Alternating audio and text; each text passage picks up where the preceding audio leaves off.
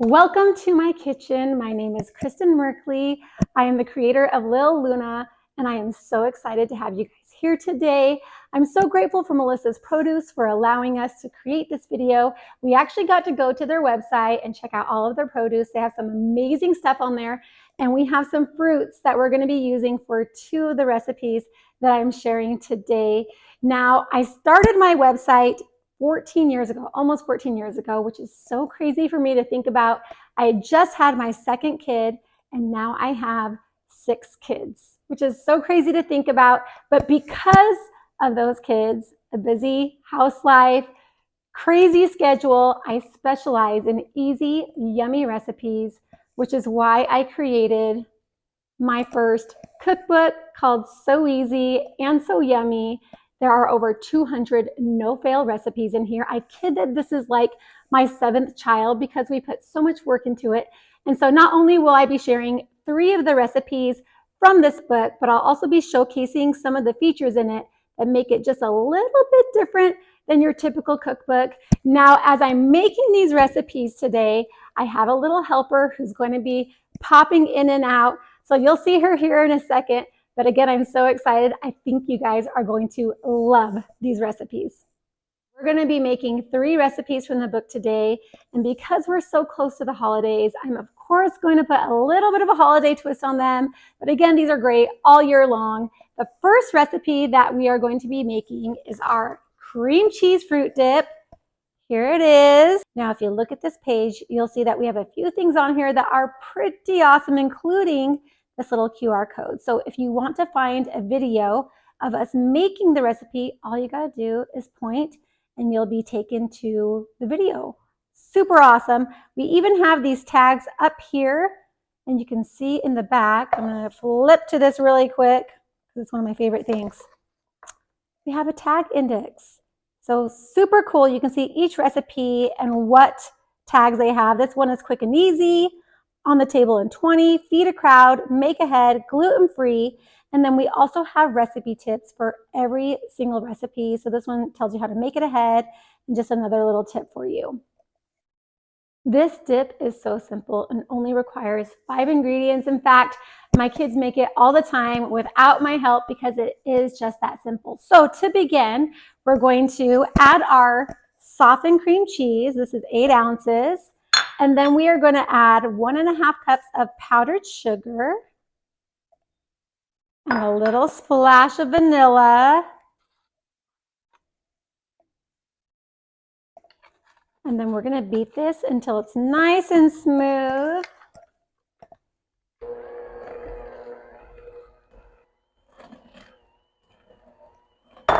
From there, we're going to add 8 ounces of Cool Whip, or you can make your own whipped cream. Yes, that is better than this. So we're going to add this in there, all of it. And then we're also going to add a jar of marshmallow fluff, also known as marshmallow cream. This is 7 ounces. My kids love this stuff. We actually use it in quite a few of our recipes, including like our fudge recipe. Have you guys used this stuff before? Actually pretty awesome.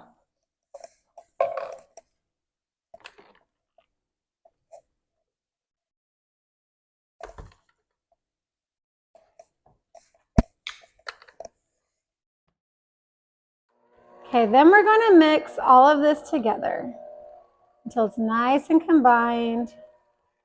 It does get a little messy, but we're going to beat this until everything's incorporated and it's all nice and smooth. Now, surprisingly, these 5 ingredients together make the best fruit dip. In fact, anytime I bring this to a party, people are always asking me for the recipe, which I just want to tell them it's so simple. It takes minutes to put together. We have lots of fruit dips on our site because we entertain a lot.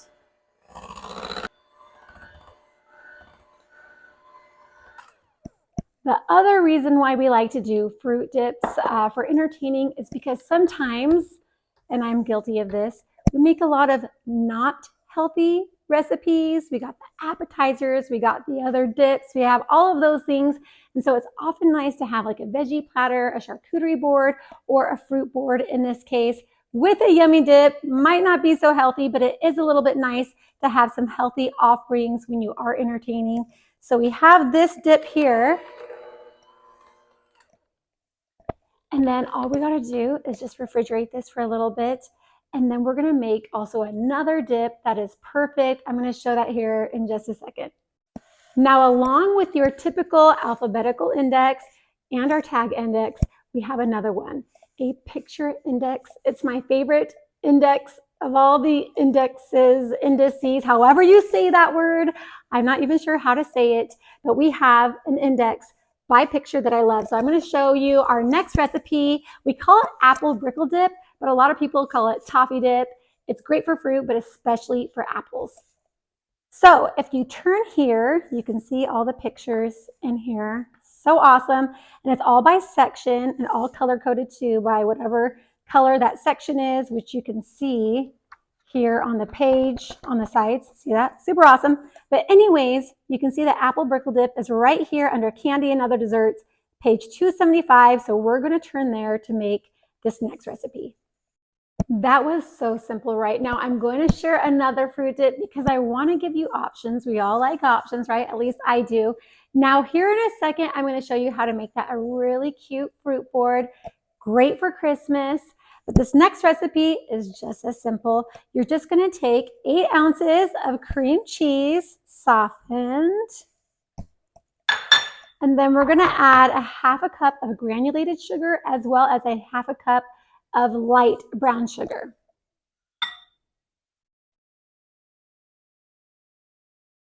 We're going to add another splash of vanilla. I love Watkins. Have you used it? Definitely my current favorite vanilla right now. And then we are going to add a whole bag of these Heath toffee bits. You can find them in the baking section with the chocolate chips and everything else. We're just going to go ahead and combine all of this together. You can add that at the end if you want to fold it all in, but we're just going to go ahead and actually mix it. And you'll see just how fast this all comes together. One thing I've realized is that when I'm entertaining and when I have parties, I like to make easy recipes because it's just a lot to entertain. You got to clean the house. You got to make sure everything's nice and honky-dory with everything else. And so having these easy recipes totally helps out. What's also great about a fruit dip is typically you can make them in advance. I'm making a mess here. So that's the thing that I love about fruit dips and hand mixers falling over, is that you can make this 5 to 7 days in advance if you need to. Typically, I don't make it that far in advance, but I will totally make it the day before, or even the morning of, which is super helpful, right? Now, if people weren't watching, I'd probably lick my fingers. I'm so guilty of that. Don't worry, I wash my hands, but who else licks their fingers? Be honest, don't lie. Okay, so we're gonna give this another little mix. Make sure that cream cheese is all the way incorporated. And then same thing with the other fruit dip. We're just gonna get this refrigerated until we're ready to serve. I usually like to make sure that any fruit dip chills at least for 30 to 60 minutes before we serve it. Okay, so now we're gonna stick this in the fridge. I think we can all agree that fruit boards are great all year long, but because we're doing that holiday twist, I'm gonna show you how to make it a really fun holiday wreath. Now, as I'm prepping this, I wanna know where you guys are tuning in from. I'm here in Arizona, sunny Arizona. It's cold, that's why I'm wearing a sweater, but probably not cold to you. So what we have here is we have some rosemary and sage and thyme, and we're gonna kind of put this all around the board, all kind of throughout, and we're going to be putting the fruit in piles all around to make a wreath, which is super fun. So it smells so good. I wish you guys could smell it from here because it smells so yummy, so beautiful. And it's also nice just to have a little bit of greenery in any charcuterie board or veggie board or fruit board that you make. It just makes it more pretty. I think we can all agree on that. And then we got the sage here.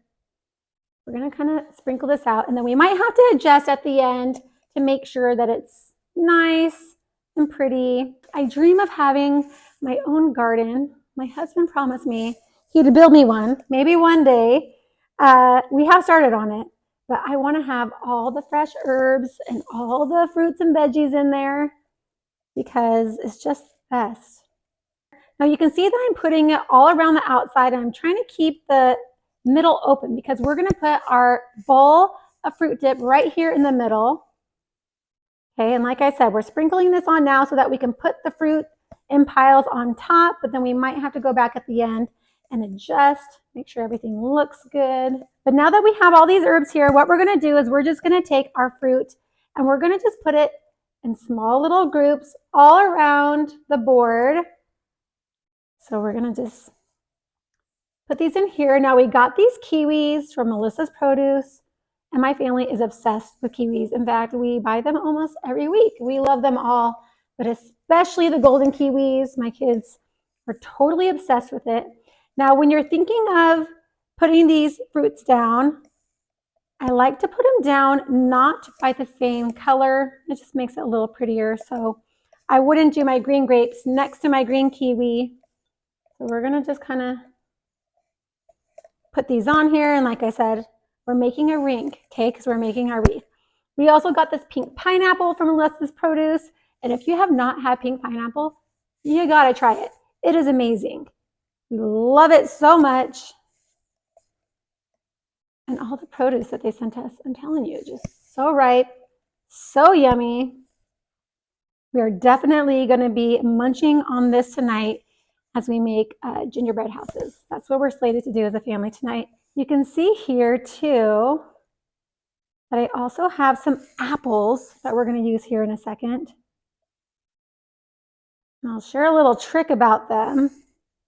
So these apples, I have them in some Sprite. I don't know if you know this, but if you soak your apples in Sprite, they don't brown as much. So I typically like to soak them for 30 to 60 minutes in cold Sprite, and it kind of makes it so that the apples don't oxidize as quickly and turn brown. So we're gonna get some of these red ones, put them out here. And don't worry, you can't really taste the Sprite on there. You can pat dry these if you want afterwards. I'm not doing that right this second. We are huge fans of fruit in my home. The kids don't love the veggie so much. Surprise, surprise. They're finally starting to like it a little bit more. And typically with that, I'll either do just like a hummus or like a dill dip or a French onion or a ranch dressing, which a lot of those recipes are in my cookbook. So now that we have most of our fruit out, what we're going to do is we're just going to go back and fill any more that we want to add here. I'm going to add a little bit more kiwi just because it's so pretty and it's so yummy. Let's see, a little bit more pink pineapple.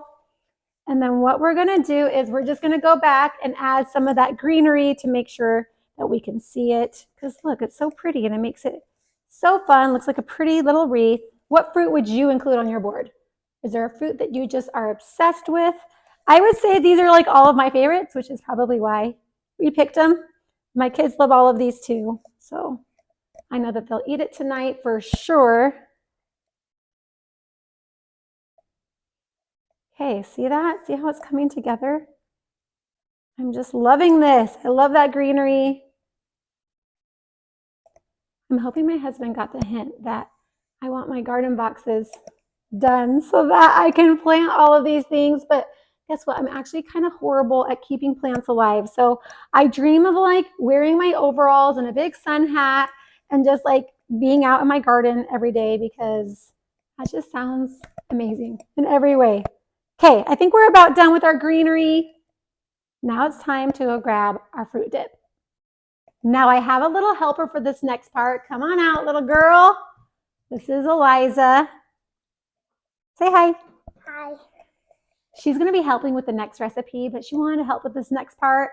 And I try to do anything to get my kids in the kitchen. In fact, our goal is to have every kid make at least 100 recipes by the time they leave the house. Have you started?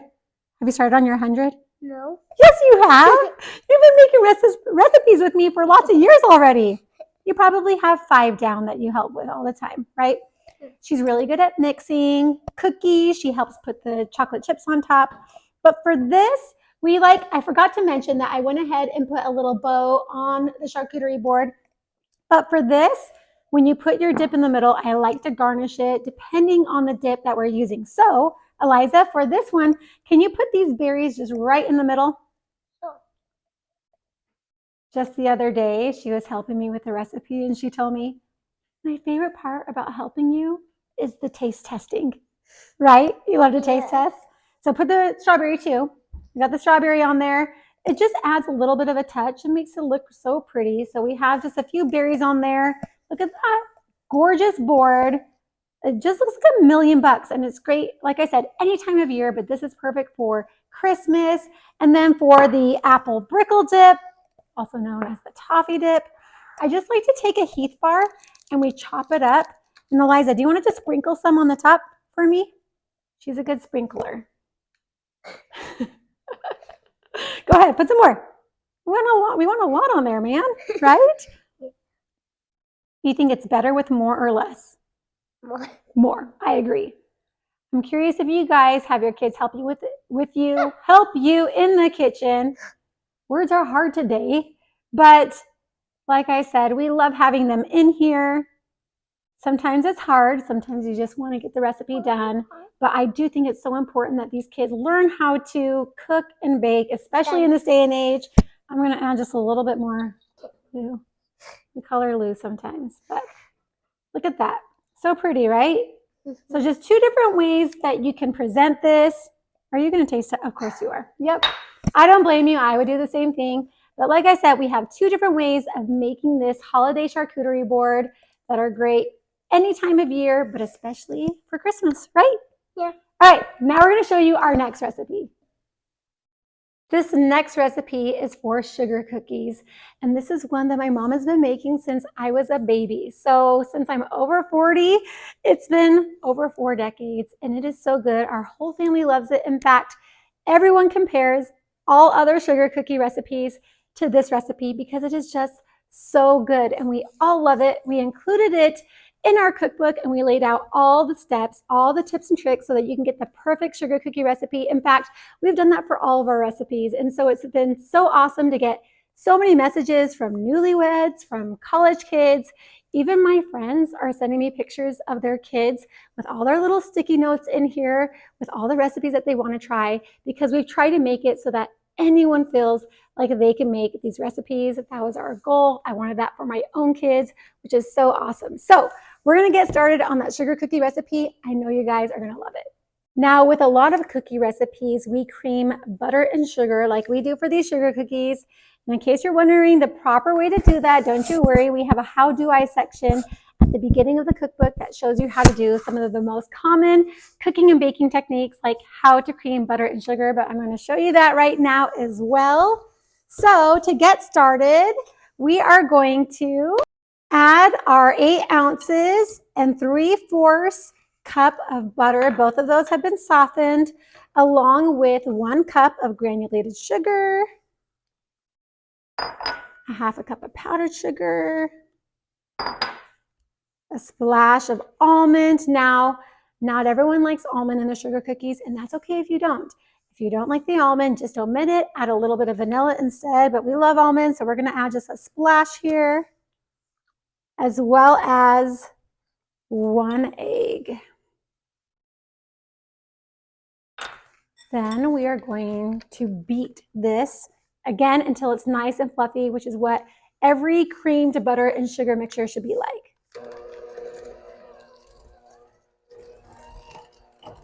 Now, I must say that I love sugar cookies so much. They're probably my favorite cookie of all the cookies, even the classic chocolate chip, which I do love still too. But I'm curious what your favorite cookie recipe is. Can you let me know? I love to hear what cookie recipes people love. We're big fans of the sugar cookie, obviously, chocolate chip cookies. Snickerdoodles, of course, pumpkin chocolate chip, double chocolate, peanut butter kiss. We like cookies. So when you are beating butter and sugar together, we also have a few extra ingredients in here. You want to make sure you do it until it's nice and fluffy. It usually becomes a light pale color, pale yellow color. And you can see that the texture gets more fluffy, which is what you want. Creaming butter and sugar actually takes a little bit longer than you typically think. So you'll usually want to beat this for at least a few minutes. Can you see that that's nice and fluffy? Oh, it looks dreamy.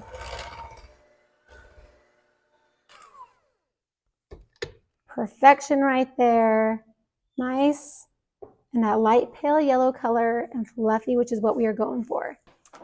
Now we're going to add our dry ingredients, which is 2 3/4 cup of flour, as well as a 1/2 teaspoon of baking powder and a 1/2 teaspoon of salt. And then we're going to beat this too until it's combined. But something that you'll notice is that the dough is going to be actually a little bit sticky. And we do that for a reason, which I'll show you here in just a second. You want to make sure you mix this until you don't see any more flour. And it takes a second.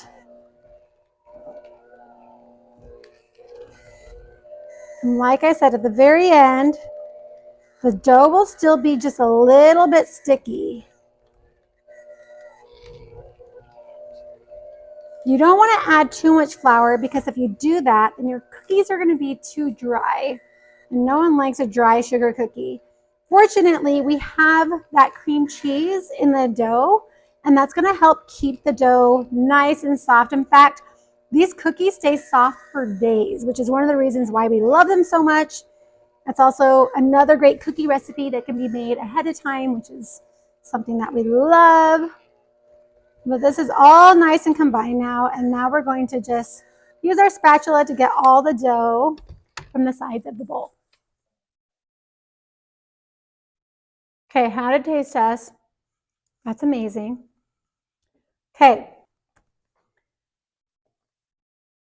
So now we have our dough here in the bowl, and we're going to prep where we're going to be rolling out the dough. Now, everyone likes to do it differently. I like to use a pastry cloth. Some people like to put flour just on their countertop, which works, or you can use a Silpat. But I'm going to show you how I use my pastry cloth to roll out the sugar cookies. All right, so what I'm going to do from here is I'm going to add some flour to my pastry cloth. You can find these anywhere. Amazon, a lot of the major retail stores. But I like to put flour all over it. And again, if you add too much flour to the dough, then when you do the rolling out and add the flour, if it's too much, then you'll get those dry cookies, which we don't want. We definitely want soft sugar cookies. So we're going to take this out here, and then we are going to add our sugar cookie dough right to the middle.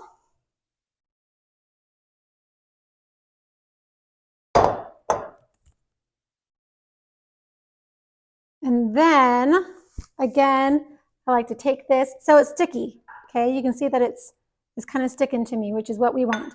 I'm going to just sprinkle on a little bit of flour. And then I often will just kind of pick it up, toss it around, kind of make a ball out of it, because then it helps when you're rolling it out. There, now that you have your ball, and look, it's not sticking to me anymore, right? Because we just added that flour. We're going to roll this out, okay? And then oftentimes I like just to put a little bit of flour on my rolling pin, or oftentimes I'll just use a pastry roller too. Get that on there, and you can start rolling that out. Here's one of the major tricks that you need to know about the sugar cookie recipe. Also, if it's starting to get a little sticky as you're rolling out, just add a little bit more flour. Again, because we have that soft dough, it's okay to add that flour. It's not going to make it overly dry. So we're going to roll this out into a circle. But what we're going for is a certain thickness. If you roll it out too thin, your cookie is just going to be hard and crunchy, and we don't want that, right? We've already decided we want soft sugar cookies. Move this out of the way. But what we're going for is we want our dough to be about 3/8 inches thick. That's the secret for the perfect thickness. And then my little helper is going to be joining me in a second because this is her favorite part coming up. We're getting right about to that perfect thickness. Starting to look good. Doesn't matter the shape because we're just going to be using our cookie cutters to cut out. But we're just about there. I'm going to go call my little helper. Action. Yes, action. Okay, so I have my little helper. She's got the circle cookie cutter, and I've got the star. Typically, I'll kind of dip this in a little bit of flour before we do it. So you want to just kind of dip this in here. This. And then you're going to go ahead and start punching out some of the cookies, okay? And I'm going to do the star. So get as close to the edge as possible, like this. Here, hold it this way. Yep. And then we're going to go down. Okay, watch carefully. Wait, let go for a second. We're going to lift up. And guess what we're going to do? I'm going to push it out. We're going to push it out and put it on here. Go ahead and do another one. I'm going to do the star. And sometimes you need to just kind of gently help push it out a little bit. You get a little bit of a print. Oh, let's see. You're doing good. You're doing good, Lou. Perfect. Keep doing some more.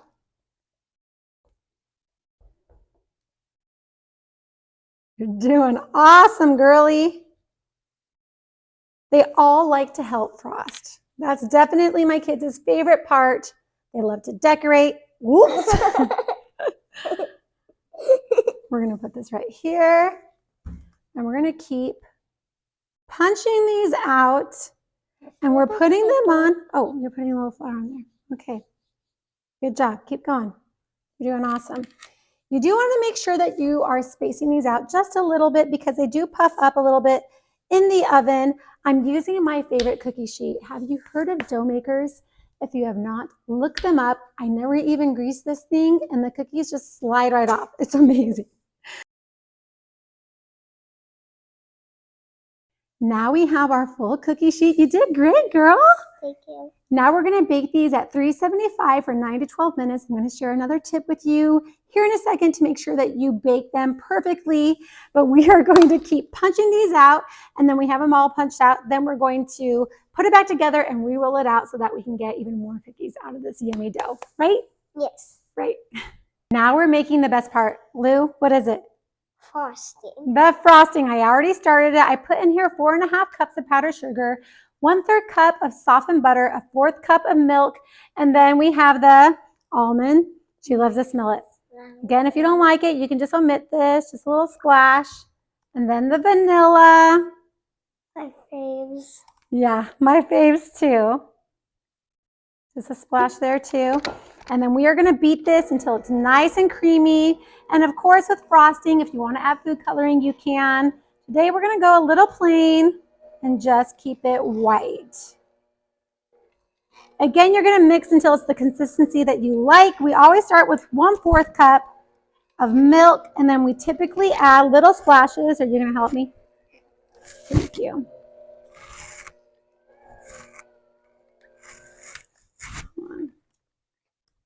We're going to add a little splash of milk. If you are adding more milk, you do want to just do it just like a few teaspoons at a time.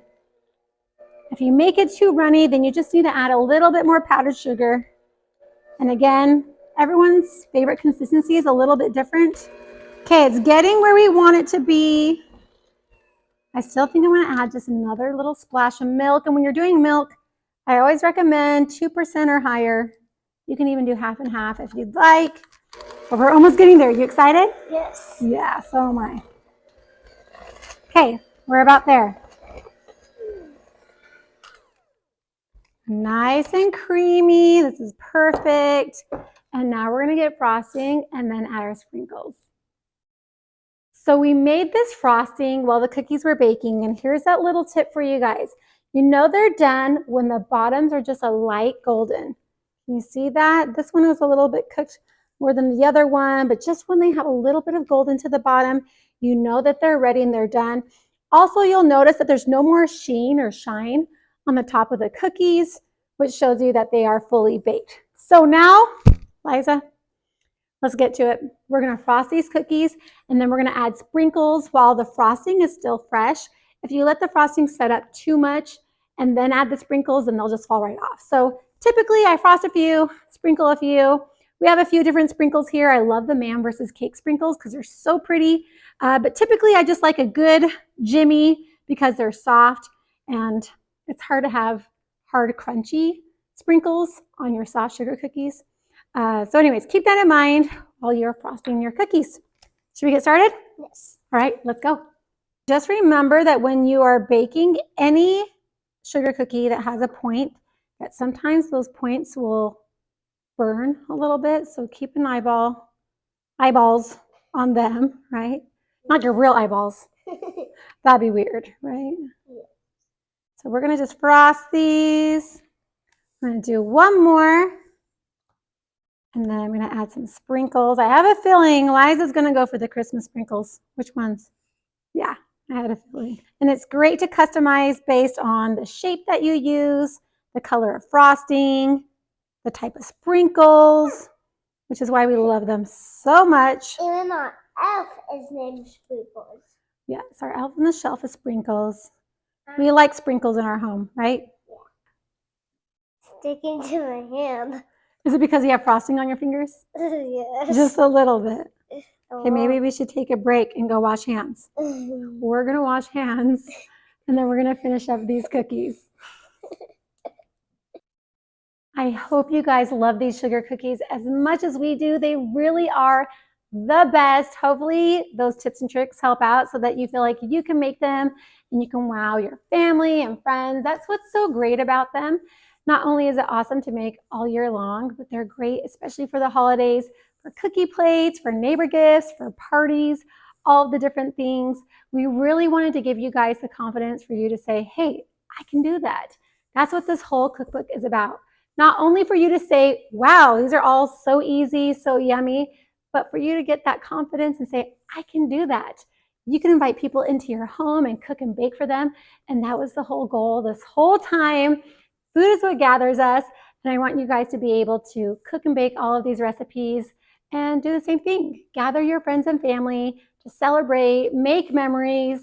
I want to thank Melissa's Produce again for putting this on, and I just want to say thanks for tuning in. I had so much fun. Until next time.